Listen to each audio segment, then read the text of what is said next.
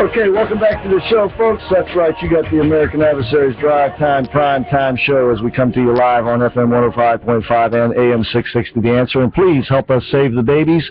Go to am660theanswer.com and just check out the menu there, or just put in whatever you can donate. That's Save the Babies at am660theanswer.com, or give them a call at 800-357-1997 to save the babies. Please call 800-357-1997. And I probably wasn't a great time to offer up the Kreskin tickets right before the break. We had to do some chair shuffling around. So if you'd like those Kreskin tickets, call now at 407-774-8255. We got a couple of pairs of tickets to see the amazing Kreskin live tomorrow night in Mount Dora. That's 407-774-8255. Played the Danger Zone music because if you live in a sanctuary city, you may be living in a danger zone. And the Republican Congress, once again, is trying to get something done about the sanctuary cities. And today, Harry Reid stood in the way. I mean, Chris, we talked about, wasn't it so amazing he did appear today when we talked about him last week under his new lawsuit? Yeah. And, here is the guy that he wants money because, remember, he was in a gym and he was doing arm stretches, and he's not sure if he let one end go that hit him in the eye. Now he wants a major lawsuit against the gymnasium and against the manufacturer, and he also claims that this is destroying his opportunity to work in the future. Well, Harry, you're staying at the Ritz-Carlton in Georgetown right now, and you're enjoying all the wonderful dining out, and here you are today blocking this measure, which really, like we talked about, Chris, that concerns me so much about having these people roaming all these towns and having these tent cities and everything.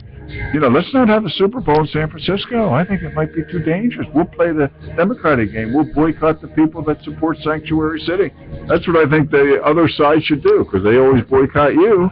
So maybe it's time for us to boycott Harry and them. Boycott the sanctuary cities. Wouldn't that be Wouldn't that be something? And there's 200 of them. Yeah, there's some here in Central. Chris, is Orlando one? I think. No, Orlando's not. It's but not? Sanford is purported to be. Now, Sanford denies it, but evidently it has a reputation. And Miami is, of course, a sanctuary city. And that's not a surprise. Of course, San Francisco and other cities around the country are sanctuary cities as well. But something that happened today, brings me back to the presidential election. Mm-hmm. Because here the Congress is run by the Republicans, right? Right. But in the Senate, because the Republicans don't have 60 votes, they can't end a filibuster.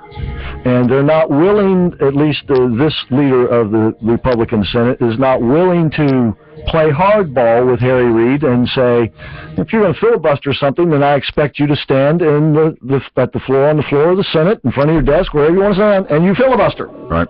Like Rand Paul did, like Ted Cruz did.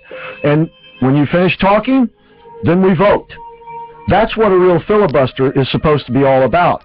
The filibuster was never meant to entirely hold up legislation. It was meant to postpone things so people could get in the closed doors with the cigar smoke and the bourbon, and they work the deal out. And then they go back out and say, okay, you can stop talking, we got it worked out now.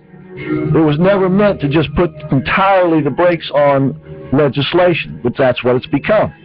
And so, to make a long story short, unless there is some kind of real miracle next year, or the presidential Republican candidate has very long coattails, the Republicans are not going to have 60 votes in the Senate.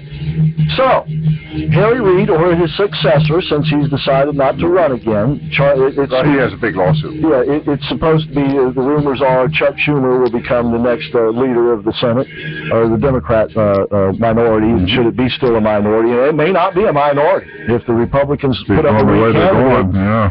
And so, what you can plan on is Democrats running these stalling tactics for the next president.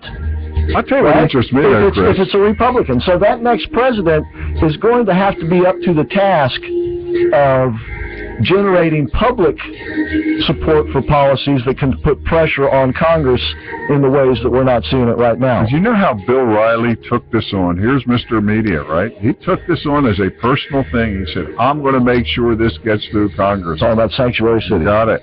Well, guess what, Bill? It's not moving very long. Now, what are you going to do? You talk. No, I'm serious about that. You watch his show. I take it on that this will be done. I can assure you I will go after all those who do not, vote for this. Well, Bill, tonight's your night, buddy. Because let's see some action from you, Mr. Media, because he's probably as big a media star as you can get. Right. So let's see if he has any pressure on that.